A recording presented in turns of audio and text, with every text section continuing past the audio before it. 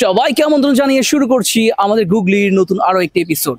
আজকের এপিসোডে আমার সাথে একজন গেস্ট আছে, তার সাথে আমি কিছু গুগলি করব এবং দেখব সে কেমন পারফরমেন্স করে। So let's get started. আপু, আপনার নাম? নওশিন জাহান নূপুর। আপনাকে কিছু কোশ্চেন করি? হ্যাঁ, ঠিক আছে, আপনার জন্য প্রথম প্রশ্ন, কোন সবজির নাম উল্টে লিখলে একই থাকে? একই থাকে হ্যাঁ, ওই সবজিটার নাম আপনি উল্টালেও একই থাকবে। আপনার ফার্স্ট আনসার করতে হবে 5 সেকেন্ডসের মধ্যে। একই মানে সবজি সেটা 1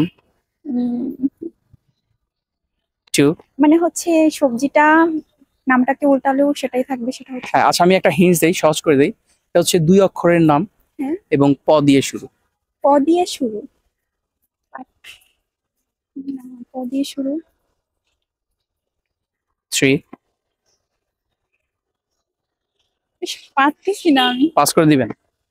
হ্যাঁ, এটা পার। সো অডিয়েন্স, আপুকে কোশ্চেন করেছিলাম কোন সবজির নাম উল্টালে একই থাকে। আপু ট্রাই করেছে কিন্তু পাস করে দিয়েছে।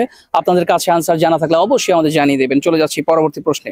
আপনার জন্য আমার প্রশ্ন, কোন জিনিস খাওয়া যায় কিন্তু কাটা যায় না? খাওয়া যায় বাট কাটা যায় না। কোন জিনিস খাওয়া যায় বাট কাটা যায় না? মানে এটা খাওয়া যায়, মানে কাঁচা খাওয়া যায় নাকি রান্না করে বুঝছি। এটা আমি বলে দিই, একটা হিন্টস দেই, এটা তরল পদার্থ। খাওয়া যাবে দুধ। আমি কি দুধটা লক করব? হ্যাঁ, সো অডিয়েন্স, আপু আনসার করেছে দুধ। কোশ্চেনটা ছিল কোন জিনিস খাওয়া যায় কিন্তু কাটা যায় না। আনসারটা রাইট কিনা অবশ্যই অবশ্যই আমাদের জানিয়ে দেবেন। চলে যাচ্ছি আমরা পরবর্তী প্রশ্নে। আপুর জন্য আমার পরবর্তী প্রশ্ন, কোন গাড়ি এক চাকায় চলে? একটা চাকায় চলে ওটা গাড়ি। হ্যাঁ, কোন গাড়ি এক চাকায় চলে? আচ্ছা আমি একটু হিন্টস দেই। এটা হচ্ছে গাড়ি বলেছি দেখে যে একটা গাড়ি হবে বা যানবাহন হবে এমন কিছু না। একটা হিন্টস দিয়ে দিচ্ছি, এটা দিয়ে মানুষ লেখালেখি করে। লেখালেখি করে। হ্যাঁ।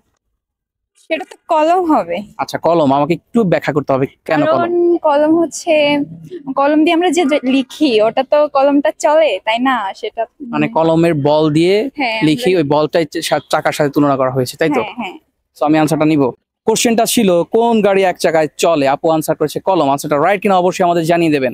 সো চলে যাচ্ছি পরবর্তী প্রশ্নে। আপনার জন্য আমার প্রশ্ন, কোন জিনিস খাবারের স্বাদ পায় কিন্তু ঘ্রাণ পায় না? জিভ। জিহ্বা।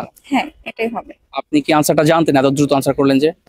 কেননা আমার এটাই মনে হইলো, কারণ হচ্ছে যে সে তো গ্রানটা শুকতে পারে না, বাট সে তো খাবারের স্বাদটা ঠিকই বলছে। আমি কি আনসারটা লক করব? হ্যাঁ, এটাই হবে। অডিয়েন্স, আপু আনসার করেছে জিহ্বা। কোশ্চেনটা ছিল কোন জিনিস খাবারের স্বাদ পায় কিন্তু ঘ্রাণ পায় না।